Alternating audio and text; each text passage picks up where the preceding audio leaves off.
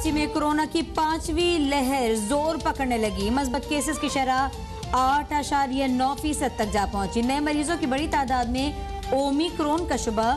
शहर में अब तक 101 मरीजों में ओमिक्रॉन की तस्दीक। सिंध भर में ओमिक्रॉन के 148 केसेस सामने आ गए। रावलपिंडी में 4 अफराद ने ओमिक्रॉन की तशखीस। खैबर पख्तूनख्वा में हेल्थ इमरजेंसी में 3 माह की तौसी।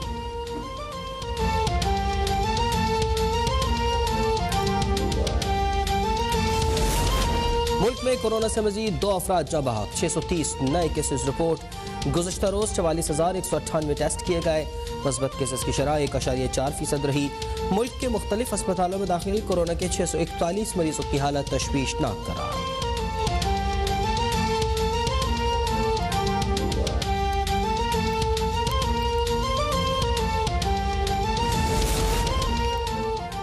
पीटीआई ने 65 में से 53 अकाउंट छुपाए। 31 करोड़ रुपए की रकम भी जाहिर नहीं की गई। ममनुआ गैर मुल्की फंडिंग केस में अहम इंकशाफात। इलेक्शन कमीशन की स्क्रूटनी कमेटी की रिपोर्ट के मुताबिक स्टेट बैंक की स्टेटमेंट से जाहिर होता है कि पीटीआई को 1 अरब 64 करोड़ रुपए के एहतियात मौसूल हुए।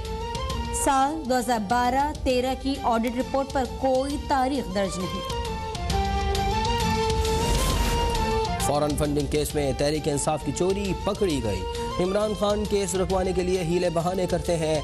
मुस्लिम लीग नून ने कोई अकाउंट इलेक्शन कमीशन से नहीं छुपाया। लीगी रहनुमा एहसन इकबाल की इलेक्शन कमीशन में पेशी के बाद मीडिया से गुफ्तगू। कहा केस ने पीटीआई की शफाफियत का मेकअप धो दिया। पीटीआई ने मुस्लिम लीग नून की बदउनवानी का कोई सबूत पेश नहीं किया।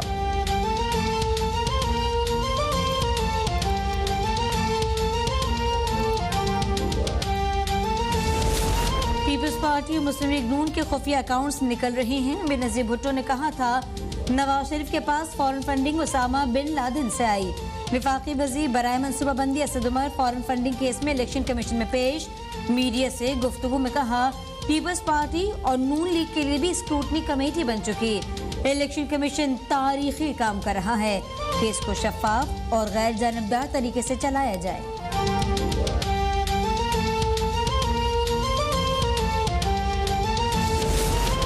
पाकिस्तान उन ममालिक में शामिल है जहां माहौलियात का मसला है।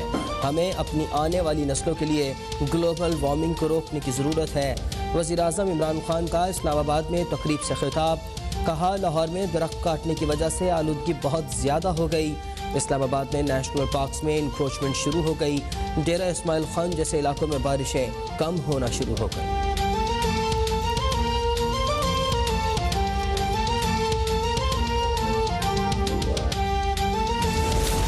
बिलावल भुट्टो जरदारी ने 5 साल में इनकम और ज़रूरी टैक्स मिलाकर 2,62,30,691 रुपए अदा किए। चेयरमैन पीपल्स पार्टी की 5 साल टैक्स अदायगी की तफसीलात जारी। 2021 में 72 लाख, 2020 में 60 लाख, 2019 में 45 लाख, 2018 में 41 लाख और 2017 में 42 लाख रुपए टैक्स अदा किया।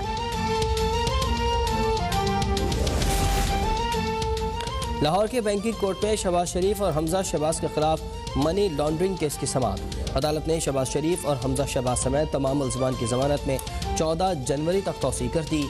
बैंकिंग अदालत का 14 जनवरी तक मुकम्मल चालान पेश करने का हुक्म। अदालत ने आइंदा समाअत पर फरीक़ैन को वकला को मज़ीद दलाइल के लिए भी तलब कर लिया।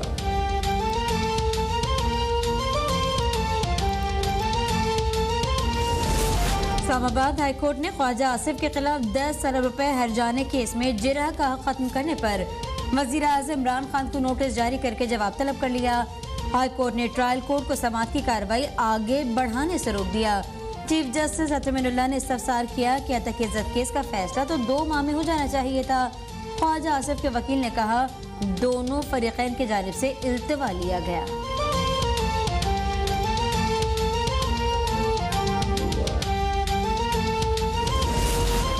वज़ीर आज़म बनने के बाद इमरान खान की आमदन में इजाफा हुआ। पाकिस्तान 3 साल से बदतरीन महंगाई की लपेट में है।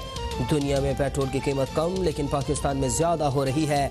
LNG रेफरेंस में अदालत में पेशी के बाद शाहिद खाकान अब्बासी की मीडिया से गुफ्तगू। कहा हुकूमत ने तारीख साज कर्जे लिए।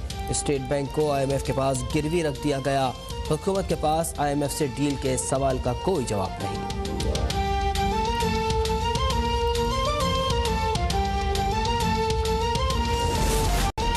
बुनियादी आईनी हुकूक का तहफ़्फ़ुज़ अदलिया की जिम्मेदारी है। पाकिस्तान में कानून ही सबसे बड़ा हथियार है, कानून से बड़ा कुछ नहीं। Chief justice of Pakistan justice Gulzar Ahmed का इस्लामाबाद में वकला की तकरीब से खिताब। कहा, आइन और अदालत की आज़ादी पर यकीन रखते हैं। वकील और जजेस में कोई फ़र्क नहीं समझता, दोनों मुकदमे के हवाले से कानून की अमलदारी करते हैं। वकील का काम मुकदमे की पैरवी करना और अदालत का काम फैसला करना होता है।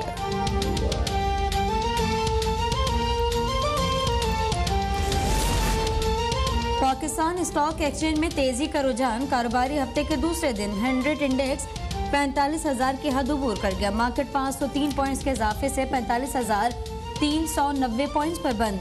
दिन भर मजमूई तौर पर 380 कंपनीज के शेयर्स में कारोबार हुआ। मार्केट में 1.1% तक का इजाफा रिकॉर्ड।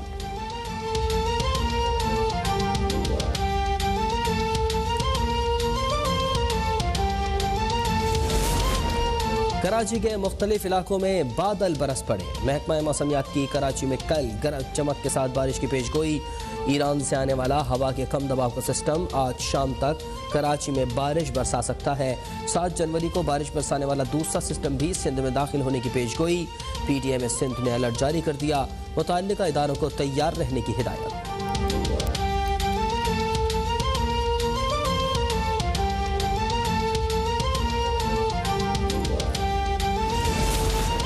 मुल्क के बालाई इलाकों में पहाड़ों पर बर्फबारी। स्कर्दू, कालाम, कागा, नारान, मरी, गलियात, एबटाबाद, औरंगज़ई, वजीरिस्तान और कुरम में बर्फबारी से हर जानिब खूबसूरत नज़ारे। इलाके में सर्दी की शिद्दत में मजीद इजाफा हो गया। शदीद बर्फबारी के बायस मरी जाने वाली सड़क मुख्तलिफ मकामात पर बंद। स्कर्दू में जिला खरमिंग, शगर और गांजे में भी बर्फबारी के बाद रास्ते बंद। बलूचिस्तान के मुख्तलिफ इलाकों में मूसलाधार बारिश। कोयटा, कवादा, पसनी, जोब, चमन समेत मुतअद्दिद मकामात पर बादल बरस पड़े। नशेबी इलाके ज़ेर आब, पानी घरों में दाखिल। पंजाब के मुख्तलिफ शहरों में भी बरखा रुत। लाहौर, मुल्तान, साहिवाल, दुनियापुर, कसूर समेत मुतअद्दिद इलाकों में बारिश। स्मोग में कमी, सर्दी की शिद्दत में इजाफा।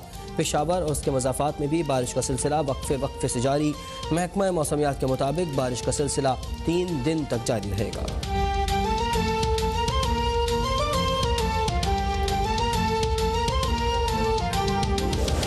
कल गवर्नर सिंध के भाई अदनान इस्माइल के बेटे को कुत्ते ने काट लिया, लेकिन उन्हें वैक्सीन नहीं मिल सकी।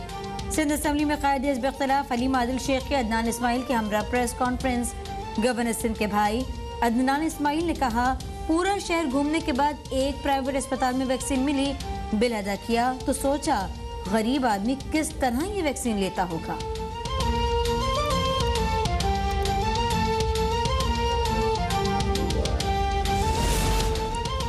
कराची की एहतसाब अदालत में स्पीकर सिंध असम्बली के खिलाफ आमदन से जायद असासे बनाने से मुताल्लिक रेफरेंस की समाअत।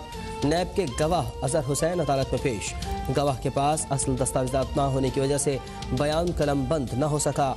स्पीकर सिंध असम्बली आगाज सिराज दुरानी अदालत में पेश। रेफरेंस में नामजद 4 मुल्जिमान अदालत में पेश न हो सके। रेफरेंस की मजीद समाअत 19 जनवरी तक मुलतवी।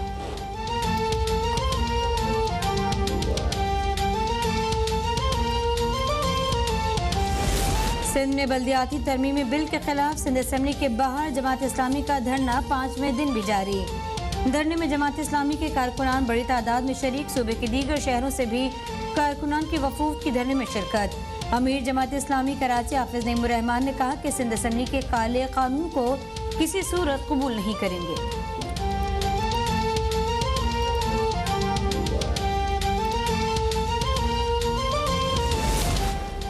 जिसके पास वोट होंगे वो कानून पास करा लेगा। इसमें असम्बली का क्या कसूर कि वहाँ धरना दिया गया है।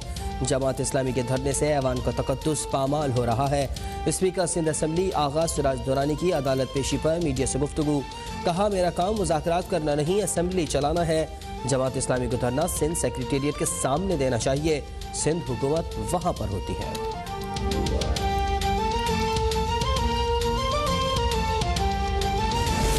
अमरीका और यूरोप में कोरोना फिर बेकाबू। गुज़िश्ता 24 घंटों में अमरीका में 2,10,000 से जायद नए केसेस रिपोर्ट।